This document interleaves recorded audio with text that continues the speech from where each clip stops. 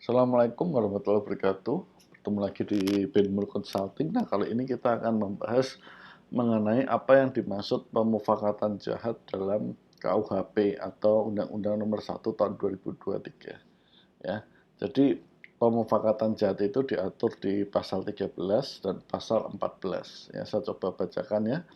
Pemufakatan jahat terjadi jika dua orang atau lebih telah bersepakat untuk melakukan tindak pidana. Nah, artinya karena ada kesepakatan, artinya dua orang itu atau lebih harus satu saling mengenal. Yang kedua, ada yang disepakati. Yang disepakati adalah untuk melakukan tindak pidana. Bisa jadi kesepakatannya adalah si A melakukan sesuatu, si B melakukan sesuatu.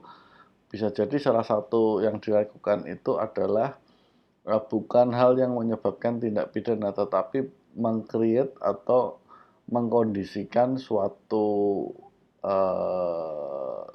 peristiwa sehingga memudahkan terjadinya tindak pidana yang dilakukan oleh rekan yang lainnya, seperti itu ya.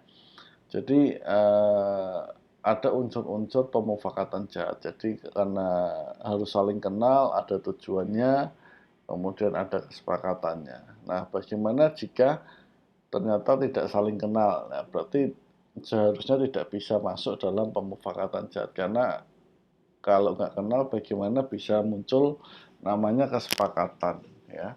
Dan kesepakatan di sini adalah kesepakatan untuk melakukan tindak pidana seperti itu ya. Nah, ini diatur juga hukumannya ya. Pidana untuk pemufakatan jahat melakukan tindak pidana paling banyak sepertiga maksimum ancaman pidana pokok untuk tindak pidana yang bersangkutan. Kemudian pemufakatan jahat melakukan tindak pidana yang diancam dengan pidana mati atau pidana seumur hidup dipidana dengan pidana penjara paling lama 7 tahun. Kemudian pidana tambahan untuk pemufakatan jahat melakukan tindak pidana sama dengan pidana tambahan untuk tindak pidana yang bersangkutan.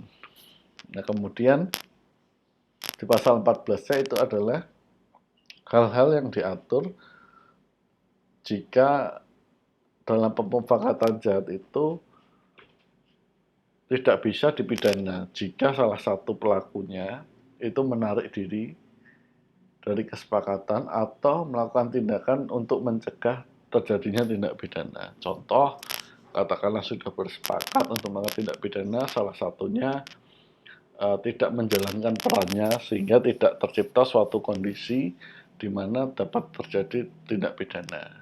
Atau salah satu pihak lapor kepada polisi untuk meminta bantuan atau mencegah adanya tindak pidana. Seperti itu ya.